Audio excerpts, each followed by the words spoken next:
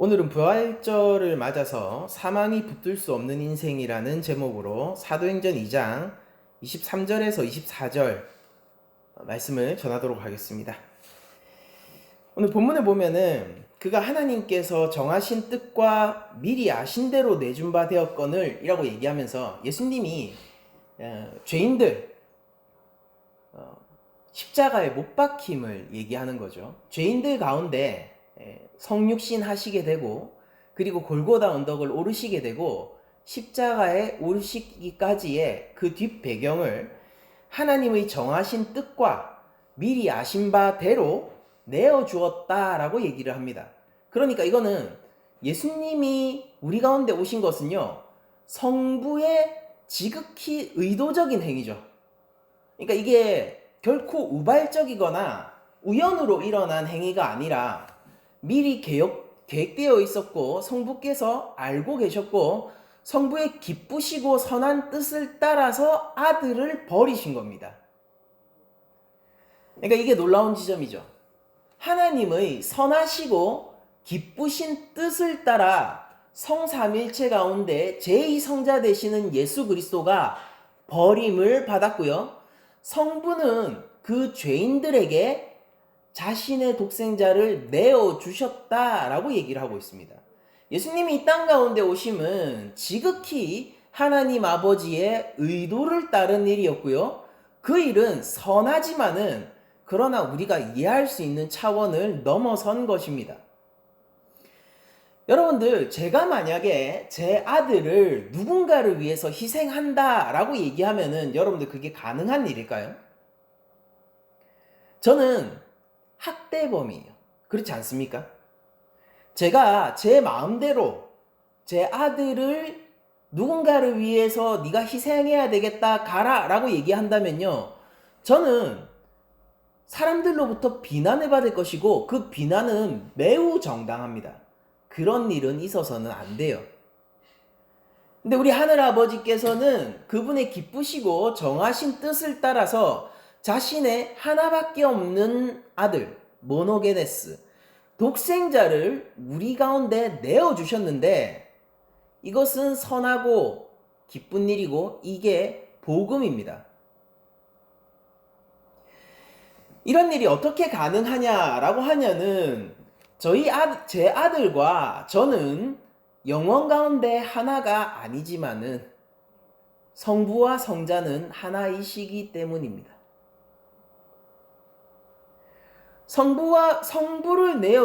성부께서 성자 예수 그리스도를 우리에게 내어주면요, 성부 자신을 내어줌과 동일한 의미를 가지고요. 예수님이 이 땅 가운데 오신 것은 성부의 뜻을 따른 것이지만 동시에 자기 자신의 뜻이기도 한 것입니다. 이런 것을 우리는 우리의 실제 살아가는 피조 세계 가운데선 볼 수 없죠.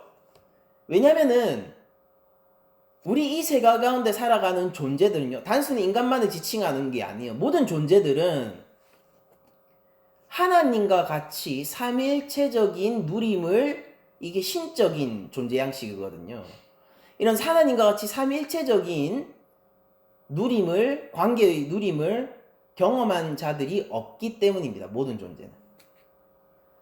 그러나 영원 가운데서 하나 되신 성부, 성자, 성령의 이 삼위일체 관계 속에서 독생자는 아버지에 의해서 이 땅 가운데 내어줌을 받게 되었고, 예수 그리스도는 자신 스스로 내려오셨고 또한 아버지의 뜻을 따라서 내려오셨고, 성부는 독생자를 내어주셨고 동시에 자기 자신을 내어주시는 그런 축복을 우리 죄인들이 받게 되었습니다.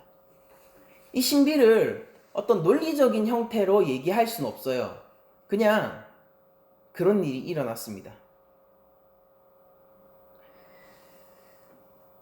그런데 그 예수님이 우리에게 오셨을 때에 미리 아신, 하나님에 의해서 오셨을 때 그 미리 아신 일이 어떻게 일어나느냐면은, 너희가 법 없는 자들의 손을 빌려 못 박아 죽였으나 라고 되어 있습니다. 이것은 여기서 법은 율법을 이야기하는 것이고요. 하나님의 법으로서 율법. 이 법 없는 자들은 로마를 지칭하는 것이죠. 너희들이 자신의 스스로의 힘으로는 하나님의 아들을 죽일 수 없었으니까 너희들이 평소에 그토록 미워하고 망하기를 바라는 로마의 손을 빌려서 여러분들 그러니까 그들이 유대인들이 평소에 누구를 미워하고 누구를 원수처럼 살았습니까? 바로 로마인들이죠. 일제강점기에서 우리가 일본을 우리의 친구로 생각할 수 있었습니까? 친일파들은 그랬죠. 그런데 대한민국 사람이 일제강점기 시대를 살아가면서 일본을 친구로 생각할 수 있을까요? 이 이스라엘 백성들이 로마 제국 시대를 살면서 로마를 친구로 생각할 수 있을까요? 그런데 예수님을 죽이기 위해서 자신들의 힘이 역부족이라 여기지자 자신들의 원수인 법 없는 자들, 율법 없는 자들이요. 바로 로마의 손을 빌려서까지도 예수님을 죽였다라는 것이죠. 여러분들 여기서 나타나는 하나님 백성들의 하나님을 향한 분노와 미움이 어떤 수준인지 짐작이 가시나요? 하나님 백성들이요, 하나님을 향해서 어떻게 증오와 미움을 표출하고 있는지 느껴지시냐고요.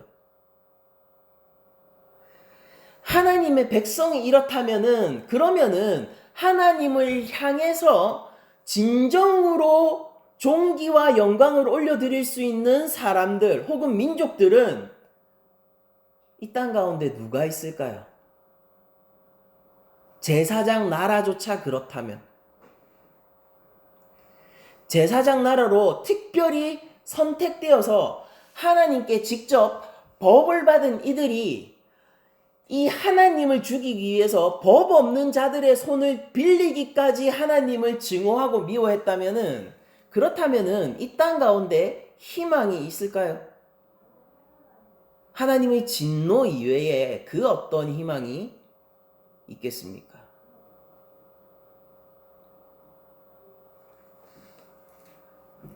24절은 이렇게 얘기합니다. 그러나 예수님이 그런 증오 가운데서 그 십자가죠. 십자가 위에서 죽이시게 된 뒤에 24절 이렇게 고백하죠. 하나님께서 그를 사망의 고통에서 풀어 살리셨으니 라고 얘기를 하고 있습니다. 하나님이 예수님을 사망의 고통에서 풀어서 살리셨대요. 자, 다시 얘기하자면은 사망의 고통이 그러면 영원 가운데서 생명의 주체 대신 예수님을 한번 붙들어 맨 적이 있다는 뜻이죠. 그러니까 이 구절은요, 우리들이 이해할 수 없는 말 투성이에요, 사실. 잘 생각해 보세요. 여러분, 이거 형용모순이에요. 여러분들, 우리가 살아있는데 죽어 있어요. 이게 말이 됩니까? 왜냐면은 산 것과 죽은 것은 동시에 공존할 수 없잖아요. 예수님은요, 죽을 수 없는 분이죠. 아니, 그분이 생명의 주체이시고 그분이 생명이세요. 우리 생명의 공급자가 누굽니까? 바로 우리 구주 되신 예수님이시잖아요. 근데 그분이 사망의 고통에 매여 있었던 것으로 베드로가 얘기를 하고 있죠. 어떻게 이해를 해야 될까?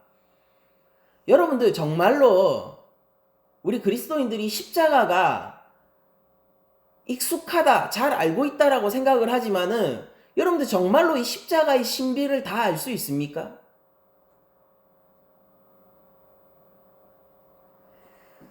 주님께서 십자가 위에서 고통을 받으셨어요. 생명의 주관자 되시고 생명의 공급자 되시고 생명 그 자체이신 예수님이 사망의 고통 가운데 매여 있었습니다. 여러분들 이게 무슨 뜻인지 여러분들 정말 알 수 있나요? 저는 몰라요. 사실 이 고통, 생명의 주관자이신 이분이 사망의 고통 가운데 매여 있게 된 이 3일의 암담함과 아픔은 저로서는 짐작조차, 아니 가늠조차 할 수 없습니다.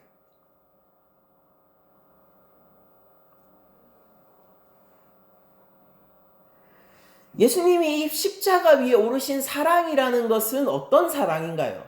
여러분들, 그 사랑이 분명 이 영원한 생명의 주체이신 분이 십자가, 사망의 고통 가운데 매여 있는 그 고통보다도 그 사랑의 값이 더 크기 때문에 십자가 위에 오르신 거 아니겠습니까?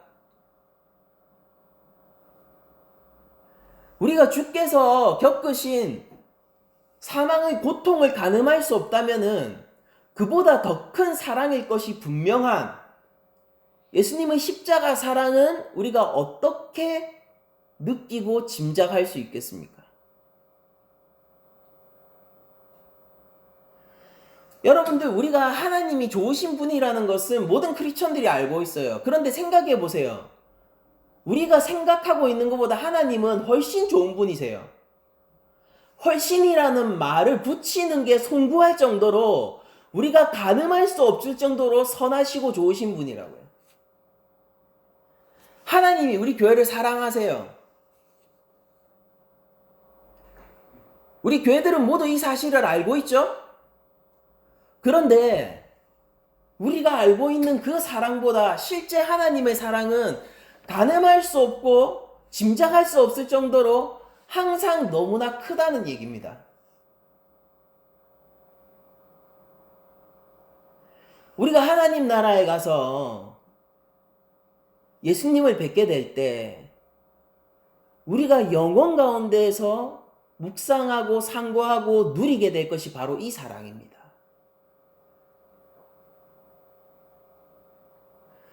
우리가 하나님 나라에서 우리를 죄짓지 않게 하고 우리가 값을 치렀다, 우리 죄의 값을 치렀다, 주께서 우리를 대속해 주셨다 라고 얘기할 때 우리들이 떠올려야 하는 주님의 십자가 값이 바로 이거예요. 생명의 주관자 되시고 생명 그 자체이신 분이 사망 가운데 매여 있었던 그 고통 말입니다. 십자가를 어떤 의학 전문가가 십자가에서 일어나는 육신적 고통을 다룬 책이 한때 유행을 했었습니다. 여러분들 얼마나 괴로웠겠습니까? 그런데 주께서 겪고 걸어가야 했던 진짜 고통에 비하면 그 육신적 고통은 참으로 편린에 불과합니다. 예수님께서 겪으셔야 했던 진정한 고통과 진정한 아픔은 바로 하나님의 독생자로서 사망의 고통 가운데 매여 있어야 했던 바로 이 일이죠. 왜 그렇습니까? 거기에 내가 찾아야 할 양들이 있었기 때문이에요. 시편 23편은 이렇게 얘기하죠. 여호와는 나의 목자시다라고 고백을 합니다. 그 고백이 그림으로 이어지는데 첫 그림이 어딥니까? 사망의 음침한 골짜기에 있는 양을 찾아오신 여호와 하나님이세요. 우리의 목자 대신 성삼위일체 가운데 제2성자 되시는 예수 그리스도는 그저 유비로서의 사망의 골짜기가 아니라 진짜 죄와 사망의 고통 가운데로 오셔서 우리를 품에 꼭 안고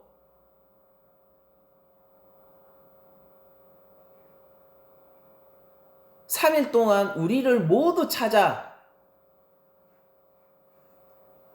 성부께서 끌어올리시는 생명 가운데로 나아가셨습니다. 여러분들 이 사랑을 어떻게 짐작하시나요?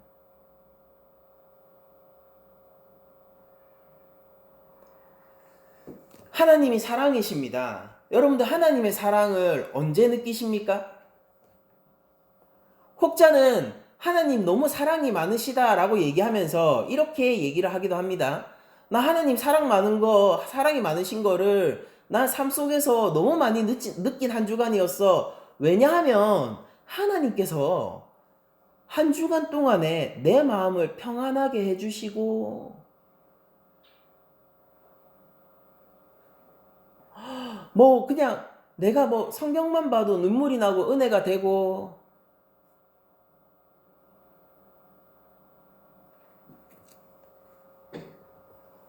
그런데 그런 사람이 복음에 반응하지 않더라 이 말입니다.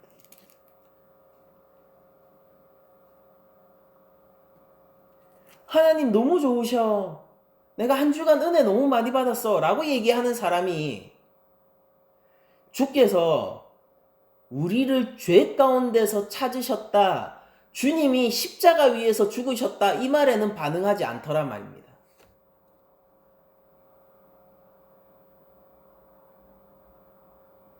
한 주간 이 한 육신이 편한 일이요, 생명의 주관자 대신 독생자 예수께서 죄와 사망 가운데 우리를 찾으시고 비하당하시고 우리로부터 버림당하신 그 일에는 무덤덤하게 반응하더라 이 말이에요.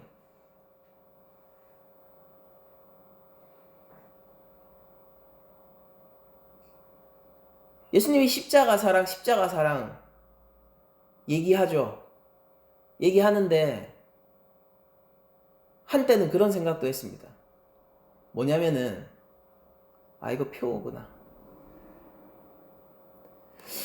근데 한국교회 보면서 그런 생각 안 드세요? 십자가 사랑 그냥 표처럼 안 여겨집니까? 표가 저한테는 어떤 느낌이냐면요, 가장 중요하다고 걸려 있어요. 그런데 아무도 신경 쓰지 않습니다. 교회 한 주간 표, 제가 신앙생활 하면서요, 제 모교에서도 그랬고, 제가 교회를 여러 번 옮겼었는데, 신앙생활 하면서, 그 신앙생활 하는 동안에 옮겼던 교회들에 모두 표가 있었어요. 저희 교회 표 없죠? 그 표가 없는 뒷배경이 이렇습니다. 왜냐면은 표를 만들죠. 아무도 신경 안 써요. 아무도 신경 안 쓰고, 아무도 신경 안 쓰는데 아무 문제가 없습니다. 뭐냐면은 장식이잖아요. 장식, 그럴듯한 장식이에요. 여러분들, 우리 교회가 예수님의 십자가를요 그럴듯한 장식으로 두어서 되겠습니까? 아니, 애당초 예수 그리스도의 십자가 사건이 우리에게 그럴듯한 장식 정도라면은 우리가 믿고 있는 예수님을 믿는다는 이 말은 무슨 의미를 가집니까? 하나님 사랑이시지, 사랑이세요. 근데 그 사랑이 십자가 위에서 느껴지지 않는다면은, 하나님의 가장 큰 사랑이 우리를 구원하신 사랑으로 느껴지지 않는다면은 우리가 왜 예수님을 믿는 사람들입니까? 그러니까 이런 걸 묻는 거예요. 우리는 교회 맞습니까? 라는 거죠.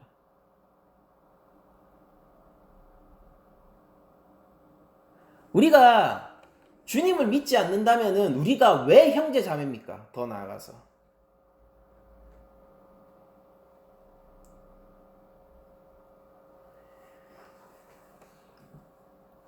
여러분들, 하나님께서는 24절 계속 읽겠습니다. 하나님께서는 그를 사망의 고통에서 풀어 살리셨으니 이는 그가 사망에 매여 있을 수 없었음이라 라고 얘기하면서, 예수님이 근본적으로 사망에 매여 있을 수 없는 분임에도 불구하고 고통에서 풀어 살리셨다라고 얘기를 하고 있어요.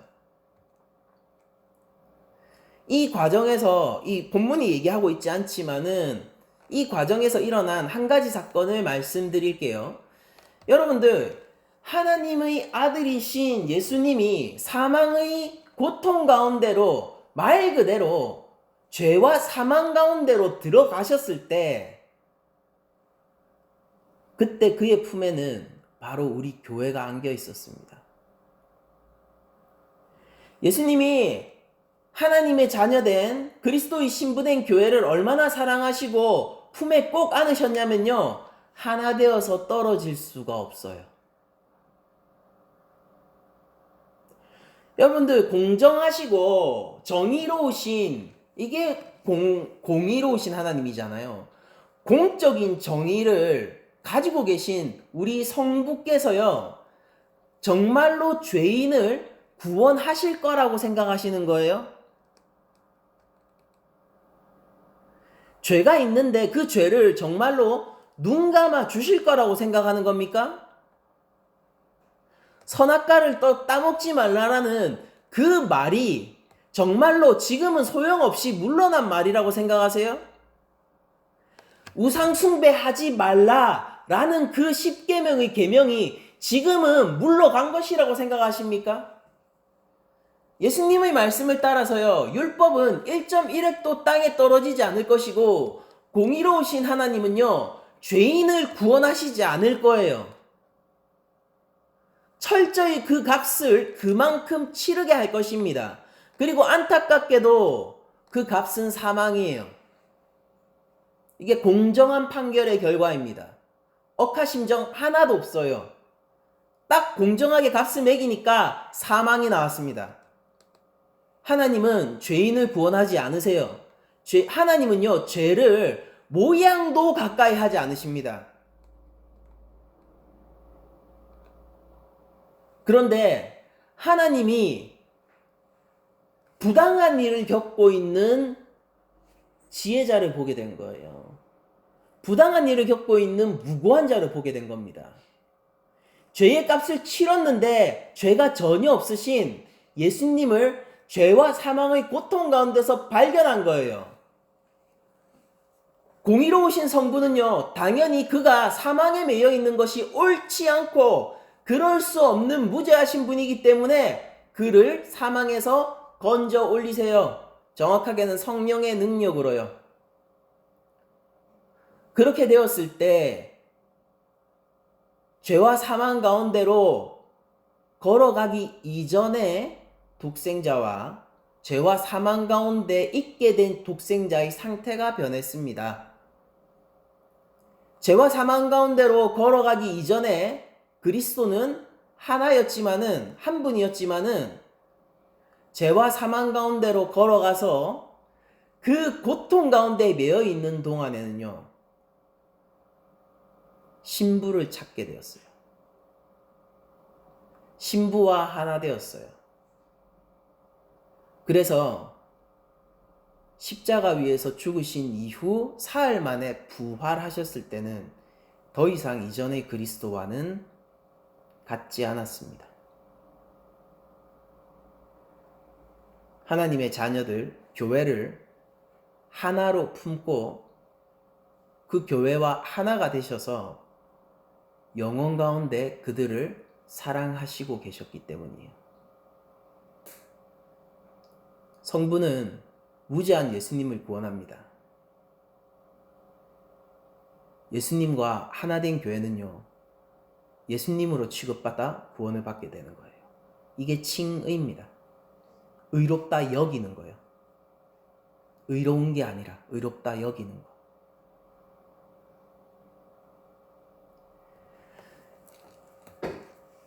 예수님이 우리를 사랑하십니다.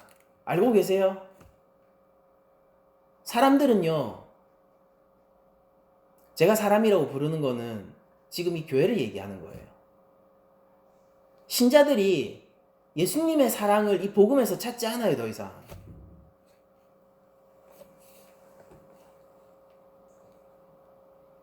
그런 사람도 우리가 손쉽게 보지 않습니까? 저는 물론 우리 낮은 자리 교회는 그런 성도가 없을 거라고 믿습니다.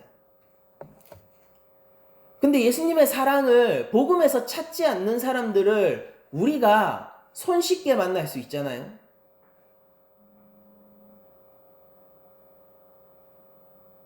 여러분들, 그거는 이상한 일이에요.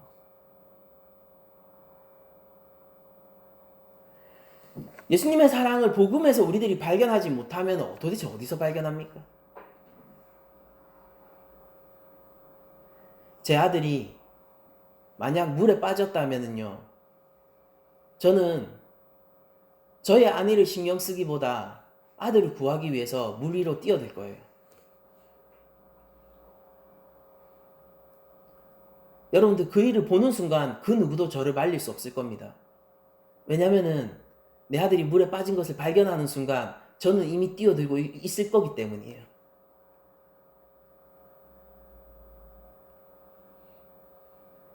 그걸 보고 제 아들을 향한 사랑을 의심하는 사람은 한 명도 없을 겁니다.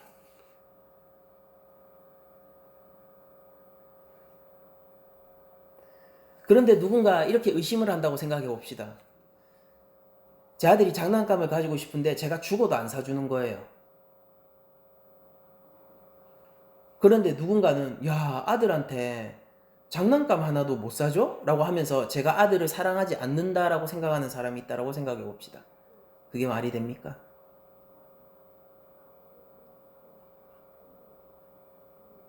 우리 교회 안에는요, 하나님이 나에게 이것저것을 해주지 않는다고 하나님이 나를 사랑하시는 게 아닌가? 하나님이 침묵하시는 게 아닌가? 우리 일상적으로 흔히 신앙생활에서 쓰는 말이잖아요. 하나님 침묵하시는 게 아닌가? 하나님 나를 버리신 게 아닌가? 라는 말까지 쓰는 일들이 있죠. 여러분들 십자가를 바라보세요. 누구도 그 사랑을 의심할 수 없어요. 제 아들을 위해서 제가 물에 뛰어들었다면요, 제가 제 아들에게 장난감을 사주지 않을 때는 이유가 있는 겁니다. 사랑의 이유가 있는 거죠. 우리 삶 가운데서 하나님이 무언가 들어주지 않는 게 있다면요, 사랑의 이유가 있는 거예요. 무엇으로 볼 수 있느냐? 바로 예수님이 십자가 사랑으로 우리들이 확인할 수 있는 것이죠. 오늘 부활주일입니다. 예수님이 성금요일 십자가 위에서 죽으시고 안식 첫날, 죽은 지 사흘 만에 부활하신 날을 기념하는 주일입니다. 예수님의 살아남이 우리 삶 가운데서 기쁨과 희망이 되지 않겠습니까? 그렇다면?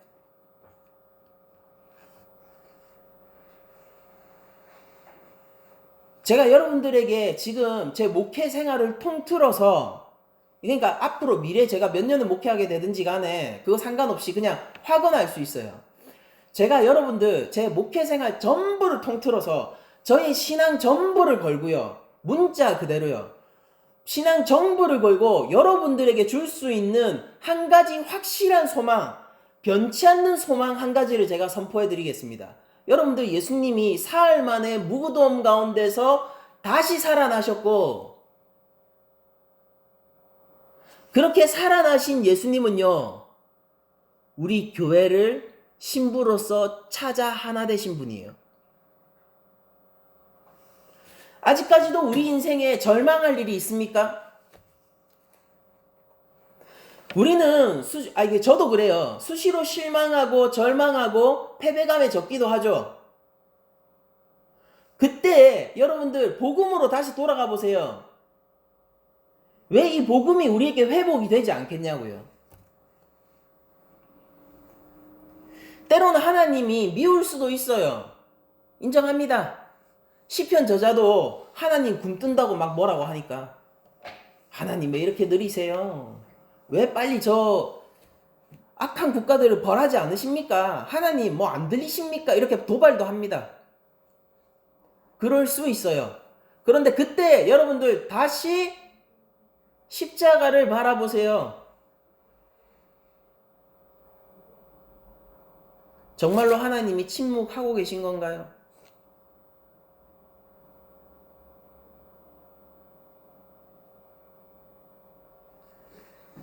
예수님의 부활이 우리에게 의미하는 것은 이렇습니다. 여러분들, 우리는 결코 실패할 수 없는 사람이라는 것을 뜻하는 겁니다. 무엇에 있어서요? 죄와 사망에 있어서 말이에요. 여러분들, 좋은 소식이에요. 굿뉴스입니다. 복음입니다. 여러분들, 사업 가운데 실패할 수 있어요. 그런데 여러분들 기뻐하십시오. 여러분들은 죄와 사망 가운데서 실패하실 수 없는 분이에요. 여러분은 주변 지인에게 버림받을 수 있어요. 배신당할 수도 있습니다. 여러분들 가운데, 지인들 가운데 누군가 유다와 같은 사람이 있을 수 있습니다. 그러나 여러분들 기뻐하십시오. 여러분들은 결코 하나님으로부터 버림받을 수 없는 사람이 되었습니다. 여러분들 여기서 어중이 떠중이로 살 수 있어요. 인정받지 못할 수도 있습니다. 그런데 여러분들 기뻐하십시오. 여러분들이 하나님 나라의 백성이 되었어요. 이게 바로 부활 사건이 우리들에게 보여주는 진정한 의미라는 거예요. 그러니까 여러분들 이 부활을 마음속에 품으시면서 결코 쓰러지거나 낭망하여서 믿음을 버리지 마세요. 여러분들 저는 이 강대상위에서 여러분들에게 돈 버는 방법을 알려주진 못해요. 저는 이 강대상위에서 여러분들의 마음의 상처를 어떻게 치료해야 되는지를 알려주진 못합니다.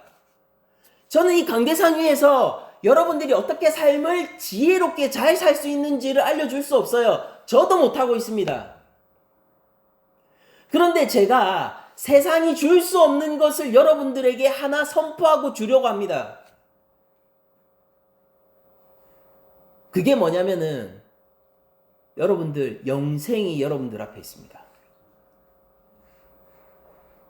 하나님이 예수님을 살리셨어요. 예수님을 살리셨어요. 여러분들 여기에서 무덤덤한 사람들 누군지 아세요? 예수님 살리셨대. 무덤덤한 사람들. 그런 사람들 누구 봅니까? 미국 텍사스 어떤 노부부가 무슨 슈퍼볼 맞아가지고 무슨 한 번에 몇백억을 탔대. 우리 그 신문기사 보면서 무덤덤하죠? 왜 그렇습니까? 우리랑 전혀 관련이 없으니까요. 예수님이 부활하셨다는 사실을 들으면서도 무덤덤한 사람들은 이유가 딱 하나예요. 그게 나랑 무슨 상관이 있는데.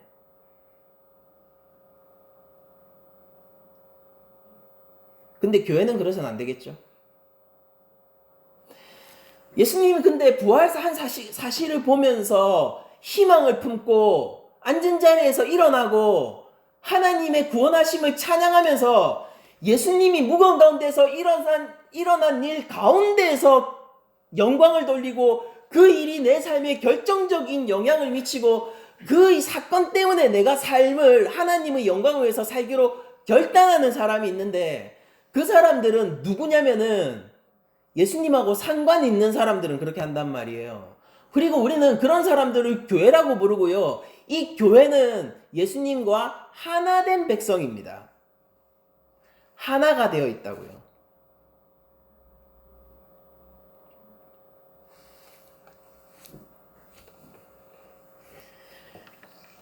예수님은요, 비하당하셨죠? 하늘 영광을 버리고 이 땅 가운데 오셨습니다. 하늘 보좌 가운데서 내려오셨어요. 성육신 하실 때부터요. 여러분들 우리 인간들이 가지고 있는 가장 큰 신비는 마리아의 처녀 수태일 것입니다. 그렇지만 우리들이 인간이 가진 가장 큰 기적의 순간이요. 예수님 입장에서는 예수님의 비하의 시작이에요. 그때부터 예수님은 순환당하기 시작하셨습니다. 그거 아세요? 그럼 예수님이 원래 가지고 계시던 하늘 영광과 하늘의 보좌는 얼마나 더 높은 것입니까? 그것을 버리고 우리에게 있는 가장 큰 기쁨이 예수님에게는 비하의 순간이라니까요. 주께서는 어떤 분이십니까?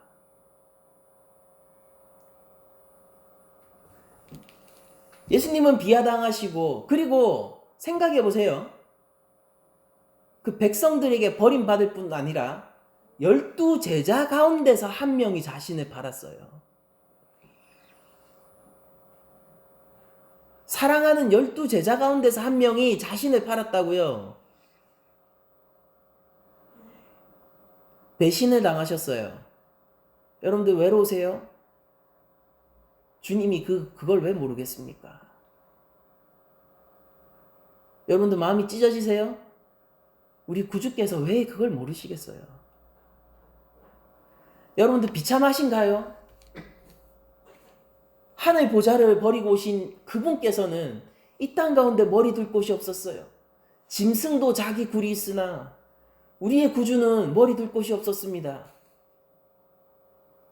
하나님이 왜 우리의 그런 모습들을 모르시겠어요? 그리고 마침내 비하, 배신, 외로움, 비참한 이런 정도가 아니라 마침내 죽으셨습니다. 사망 가운데로 가셨다고요. 이유는 하나예요. 거기에 잃어버린 양이 있었거든요. 구주는 참된 목자셨기 때문에 그 가운데로 걸어가셨습니다.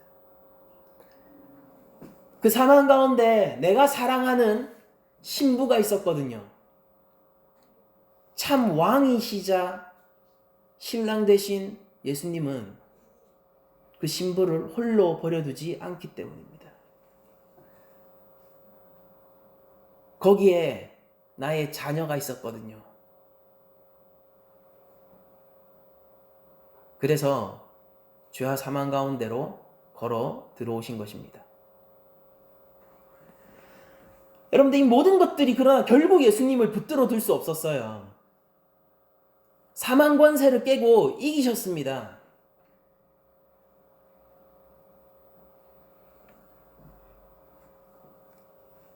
이것이 교회가 가진 감격이요.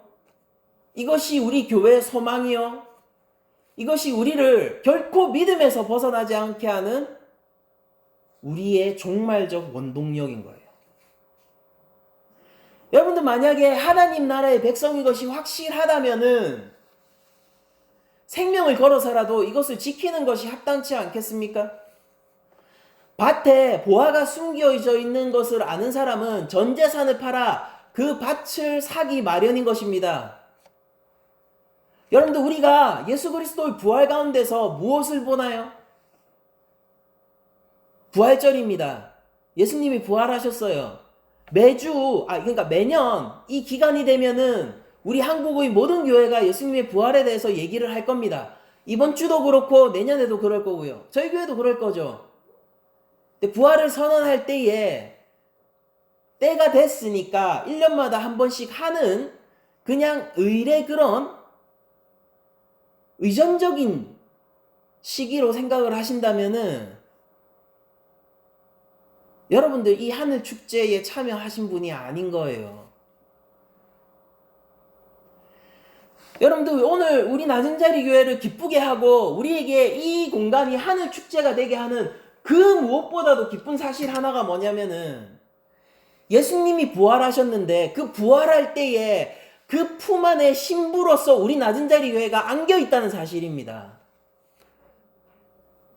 그러니까 여러분들 잘 생각해 보세요. 오늘 본문이 얘기하는 거는 하나님이 예수님을 구원하셨다는 거예요. 죄와 사망 가운데서. 이제 여러분들에게 달려 있습니다. 이 사실이 기쁘시고 이것이 우리에게 감격이 된다면은 여러분들 즐거워하세요. 여러분들은 정말로 교회입니다. 여러분들, 예수님의 신부가 맞아요. 근데 이게 얼떨떨하고 나랑 별로 상관없는 것 같죠? 잘 생각하세요. 마음을 돌이키십시오. 회개하시고 하나님의 사랑 가운데로 더욱 들어가십시오. 여러분들은 아직 관계자가 아닌 거예요. 여러분들, 주말에 센텀을 이렇게 자전거를 타고 가다 보면요, 거기에 몇몇 결혼식장들이 있잖아요. 거기에 하객들이요, 정장을 입고 차려입고 막 만나서 즐겁게 이야기를 하고 있어요. 저는 그거 보고 아주 빠르게 아무 일 없는 듯 그냥 지나갑니다. 그 신랑 신부가 저랑 전혀 상관없는 사람들이라서 그래요. 천국의 혼인잔치에 여러분들 참여하시고 계십니까? 더 나아가서 여러분들 천국 혼인잔치의 주인공 맞으세요? 결혼식에 주인공이 신부라잖아요.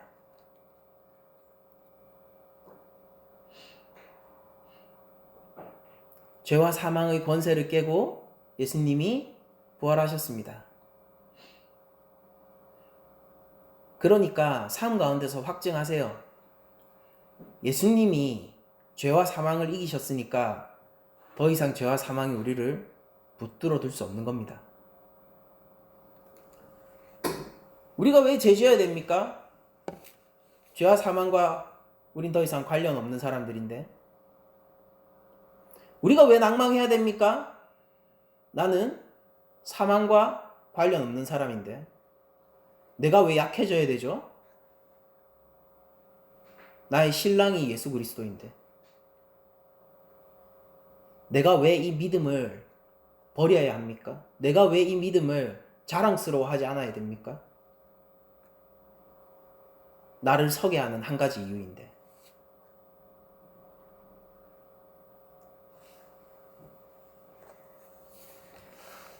여러분들, 예수님이 부활하신 이 사건을 보면서 우리가 한 가지 더 알아야 될 게 있어요. 뭐냐면은 예수님은요, 사망 가운데서 부활하셨다는 것입니다.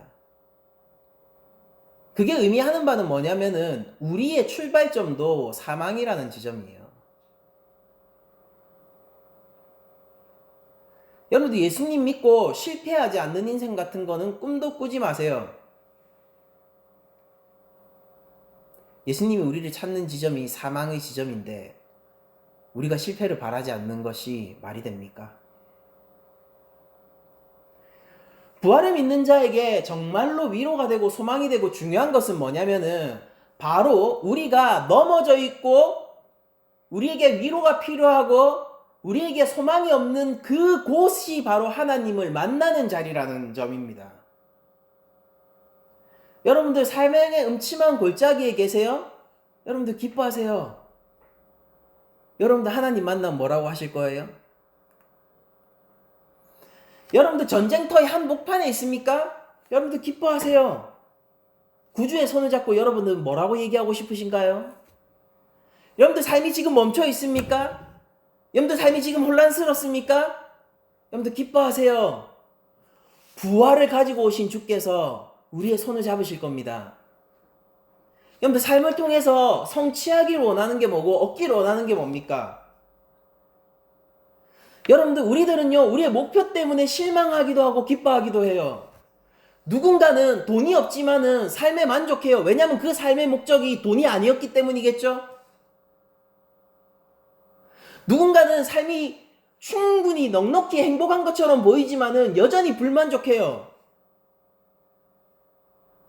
그 사람이 엄청나게 많은 부를 목표로 하고 있다면은 충분히 만족할 수 있는 삶의 여건 가운데서 여전히 불만족할 거기 때문입니다.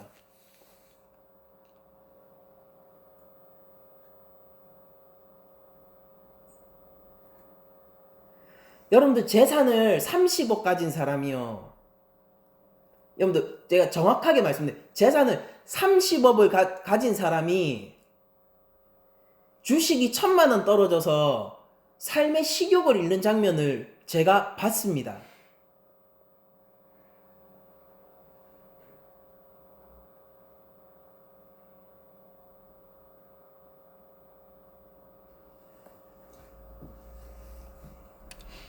저는 살면서 3,000만 원도 가져본 적이 없는데 30억을 가진 사람이 주식이 1,000만 원 떨어져서 밥맛이 없대요. 살아갈 의욕이 없대요. 이해합니다. 목표가 그것이면 밥맛 없겠죠. 예수님이 부활 앞에서 여러분들 삶의 목표를 다시 한번 세워보세요. 크리스천이라면 말입니다. 여러분들의 삶의 목표는 하나님 그 자체가 맞습니까? 여러분들의 삶의 목표는 영생이 맞나요? 주님의 일을 하기 위해서 몸이 좀 다치면 어때요? 여기 현상 형제님 계시잖아요. 주님의 영광을 위해서 날 때부터 불편해요. 뭐 어때요? 이것으로 우리가 영생을 얻게 될 건데요.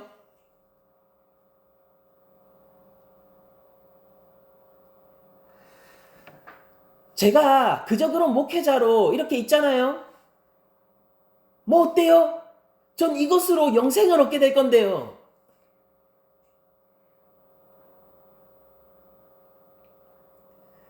어떻게 확신하느냐고요? 예수님이 무덤 가운데서 부활하셨잖아요.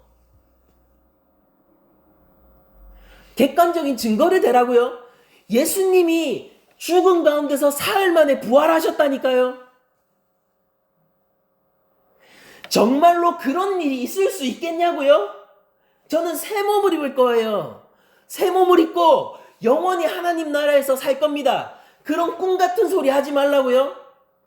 예수님이 무덤 가운데서 부활하셨다니까요. 죽게 그 일이 일어난 것이 나랑 상관없는 사건이 아닌 사람입니다, 저는.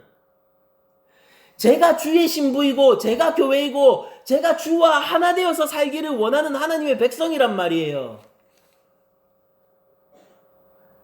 목사니까 믿는다고요? 아니에요. 넌 그것이 그 종교 장사하는 거지. 저 그런 얘기 실제 들었습니다. 목사에 대한 인식 안 좋잖아요. 아니, 물론 저는 비꼬일 수 있고 농담할 수 있는 친구, 아주 친한 사람으로부터 들었겠죠. 너 종교 장사하는 거지. 아니, 농담이긴 하지만은 그런 얘기를 농담으로 할 수 있는 그런 기반이 우리나라에 있으니까. 근데 그거 자기 입장에서는 반쯤 뼈가 썩긴 말로 하는 말 아니겠어요? 완전히 농담으로 하는 얘기는 아닌 것처럼 저한테 들렸거든요. 저도 농담으로 넘기고 말았지만은 그 때문에 상처 있거나 그런 건 아닙니다. 근데 그런 얘기를 들었었다고요. 들었는데 왜 그런 얘기를 한지 아세요? 네 인생이 하나님 거라는 거를 사람들 가스라이팅 하기 위해서 쓰지 않느냐라는 뜻인 거예요. 그 당시 문맥에서는. 근데 어이가 없는 게 저는 그 삶을 너무나도 소망하는데 말입니다. 안 그래서 문제인데 저는 무엇보다도 그 삶을 원하는데 너 그거 사람들한테 가스라이팅 하고 있지. 그래. 저의 마음이 뭔지 아세요? 아 진짜 다른 사람들이고 뭐고 나라도 그렇게 됐으면 좋겠다. 내가 무엇보다도 원하는 삶이거든요, 그게. 복음이 확증 가운데서 사로잡힌 삶. 제가 그렇게 살고 싶어요. 그 누구보다도 제가요.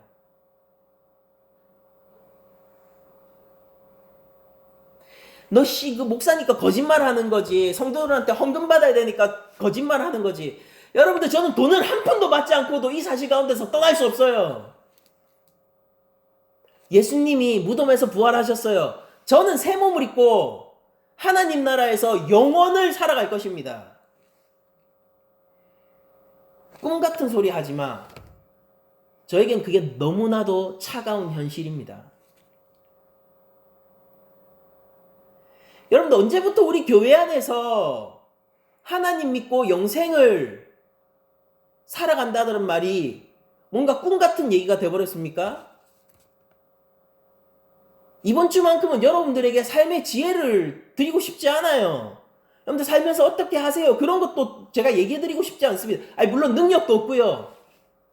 제 말이 다 정답도 아닐 거고 제가 드리고 싶은 딱 한 가지, 이번 주에 드리고 싶은 딱 한 가지는 뭐냐면은 우리가 이 부활을 보면서 우리가 확정할 수 있다는 거예요. 우리의 영혼을 확정할 수 있다는 거예요.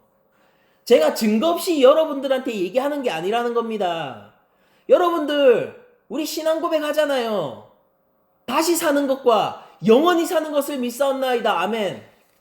다시 사는 것과 영원히 사는 것을 믿사옵나이다. 아멘.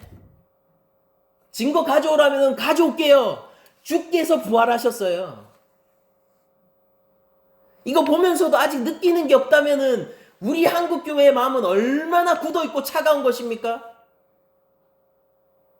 우리가 이 복음 가운데 감격하지 못하고 이 복음이 우리랑 상관없다면은 저기 텍사스의 노부부가 슈퍼볼 뭐 몇백억 그런 소식처럼 들린다면은 그냥 공허하게 학급에 걸려있는 표가 복음일 것이고 교회에 주보 가장 앞단에 써져 있지만 그 누구도 신경 쓰지 않는 그 표가 바로 복음일 것입니다. 복음이 그럴 대우를 받을 만한 정말로 가치 없는 것입니까?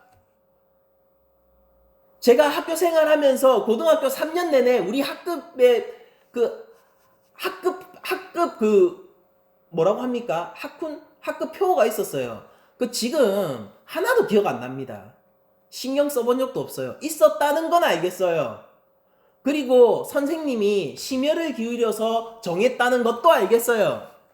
그러니까 정성이 들어간 거고 가치 있는 말이었다는 것도 알겠고 도움이 되는 내용이라는 것도 알겠어요.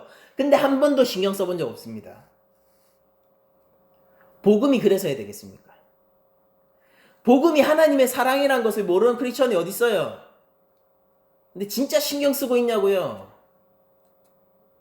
예수님이 죽은 지 사흘 만에 무덤 가운데서 부활하셨다는 것을 모르는 크리스천이 어디 있어요? 근데 그게 진짜 우리 삶하고 관계가 있냐고요? 여러분들 하나님을 추구하고 하나님의 영광을 추구하고 영원을 소망하는 사람들은 지극히 관계가 많을 거예요. 내가 살아갈 삶의 객관적인 증거가 될 것이기 때문입니다. 그런데 지금 이 땅에서 내 한 목숨 잘 먹고 잘 살려는 사람들한테는요, 너무 먼 얘기죠. 아, 그래, 좋은 거라고 얘기하겠죠. 그래, 누군가는 생명을 거는 어떤 것이라고 얘기하겠죠. 근데 중요한 건 뭔지 아세요? 그 누군가가 바로 자기 자신이 돼야 된다는 뜻입니다.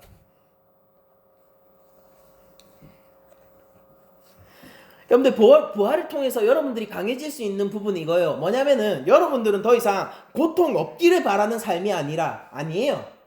원래 죄와 사망에서 출발하는 거예요. 고통 없기를 바라는 삶이 아니라 고통이 붙들 수 없는 삶을 살아갈 힘을 얻게 되었다는 것입니다. 여러분들 예수님이 제가 여러분들에게 직접 얘기하는 게 아니에요. 예수님이 사망에 붙들어 매이지 않았거든요. 그럼 이제 여러분들한테 질문을 던지겠습니다. 정말 상관이 있어요, 여러분들하고 그 사실이? 죄와 사망이 예수님을 붙들 수 없었어요. 상관 있습니까? 예수님과 하나 된 교회시라면은, 예수님의 신부가 맞다면, 여러분들이 예수님의 제자가 맞다면은, 그러면은 제가 선포해 드릴게요. 여러분들, 고통이 없기를 바라는 삶이 아니라 고통이 맬 수 없는 삶을 살아갈 거예요. 역사적 증거도 있습니다. 금요일날 우리 요한계시록 강의하죠. 그때 요한계시록을 봤던 수신자들이요, 처형대 위에서 목이 잘렸거든요. 근데 그런 군사적 위협도 그를 사망에서 메어두지 못하더라고요. 여러분들은 사망이 없기를 바라는 삶을 꿈꿀 수가 없을 겁니다. 그러니까 한 번 죽는 것은 정한 것이죠. 성경도 그렇게 고백하고 있지만은. 그러니까 여러분들, 우리는 사망이 없기를 바라는 삶을 살아가는 게 아니라 사망이 우리를 붙들어 메어둘 수 없는 삶을 살 수 있는 거예요. 증거 가져오라고요? 예수님이 부활하셨어요. 이것이 객관적인 증거입니다. 주께서 그러하시다면은 주와 하나 된 우리도 그러합니다. 단 조건이 있어요. 주와 하나 된 우리도 그러합니다. 여러분들 영생은 결국 한번 육신의 죽음 이후에 와요. 여러분들 회복이라는 것은 결국 파괴 이후에 오는 거 아닙니까? 회복이라는 것 자체가 파괴를 전제하고 있는 거잖아요. 살아남이라는 것도 결국 죽음을 전제한 말 아닙니까? 부활이라는 건 뭡니까? 죽었다라는 뜻이에요. 부활했다라는 것은 과거 죽었다라는 것입니다. 여러분들 이미 죄와 사망 가운데서 여러분들은 죽어 있었어요. 그리고 예수님을 믿음으로 여러분들은 영생 가운데로 들어왔습니다. 새 몸을 입을 거예요. 현상경제님 걱정하지 마세요. 우리 천국에서 악수하면서 그 육신의 아름다움을 제가 찬양할게요. 하나님 앞에서.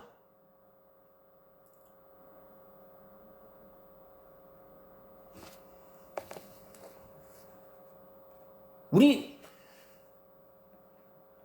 하나님 나라에서 봅시다. 예수님 믿자고요. 우리 하나님 나라에서 보자고요. 하나님이 아버지이신 그곳에서 더 이상 사망이 없고 우리의 허탄했던 이 인생의 눈물을 닦아줄 그분의 손길을 기대하면서 이 삶을 살아가자고요. 목사님 증거가 있습니까? 이거 종교 사기 아닙니까? 여러분들, 주께서 무덤에서 부활하셨습니다.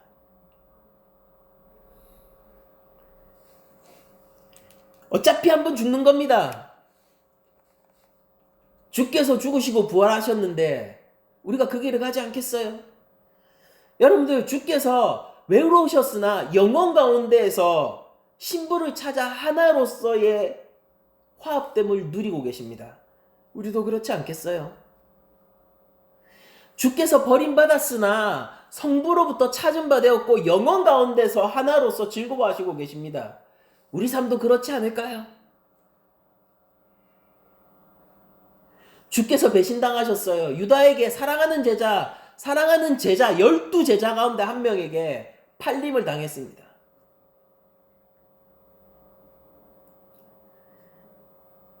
그러나 지금 주께서는 하나님 우편 가운데서 수많은 제자들을 찾으시고 그 양들과 함께 즐거운 한때를 보내고 계세요.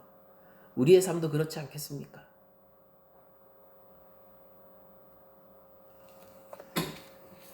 고통이 없기를 바라지 마세요. 주의 이름을 위하여서 오히려 고통당하십시오. 수치가 없는 삶을 바라지 마십시오. 주 예수 그리스도 이름을 위하여서 오히려 수치를 당하십시오. 세상의 영광이 나만 피해간다라고 슬퍼하지 마세요. 차라리 세상의 영광을 차라리 미워하세요. 부활을 바라보면서 한 가지 깨달으십시오.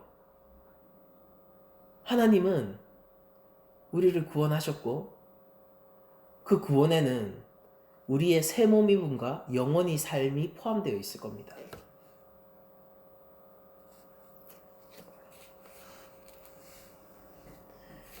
예수님이 사망에 매여 있을 수 없다면은 그와 하나 된 교회도 그러합니다. 예수님이 배신당하였으나 그러나 영원 가운데서 제자들을 찾으셨다면은 우리 역시 그 길을 따라가는 거예요. 인생을 아는 사람들은 이렇게 얘기하곤 합니다. 삶은 고통이야. 네, 맞아요. 하지만 거기엔 깨달음만 있을 뿐 그 어떤 대안도 없습니다. 그렇지 않습니까? 삶의 본성이 그렇다면은 그 삶의 본성에 대항할 수 있는 인간은 없기 때문입니다. 바로 그때 여러분도 예수님의 부활을 바라보세요. 우리는 대안이 있을 뿐 아니라 해결되었습니다. 여러분들 누리기 원하는 게 뭐예요? 정확하게 정하세요. 여러분들 하나님 자녀된 권세를 누리기 원합니까? 아니면 세상의 자녀된 권세를 누리기 원합니까? 정확하게 하셔야 돼요. 중간길 없어요. 여러분들 예수님의 신부가 되기를 원해요? 아니면은 바벨론의 신부가 되기를 원해요? 여러분들은 하나님의 영광을 위해서 살기를 원합니까? 아니면 내 영광을 위해서 살기를 원합니까? 중간길은 없는 겁니다. 그리고 제자로서 살기를 결단하고 하나님의 자녀로 살기를 결단하신 여러분들께 예수 그리스도와 하나 되기를 원하고 내가 죽고 예수 그리스도로 살기를 원하며 주의 신부로서 즐거워하고 있는 교회에게 한 가지 희소식을 말씀드리겠습니다. 주께서 죽음과 사망의 권세를 이기고 무덤에서 사흘 만에 부활하셨습니다. 여러분들은 빈 무덤을 목격하고 계세요. 쓰러지지 마세요. 강한 크리스천이 되십시오. 수치를 견디십시오. 믿음을 포기하지 마세요. 삶의 어려움을 당연한 것으로 여기십시오. 그러나 기억하세요. 그 어려움은 우리를 메워둘 수 있는 어려움이 아니에요.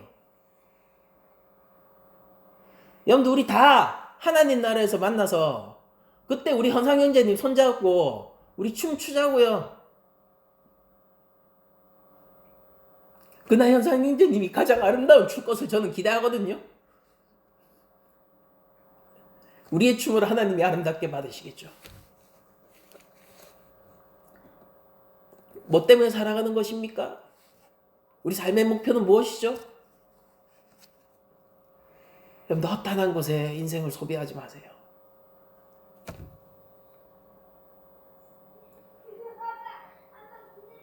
전도서의 전도자는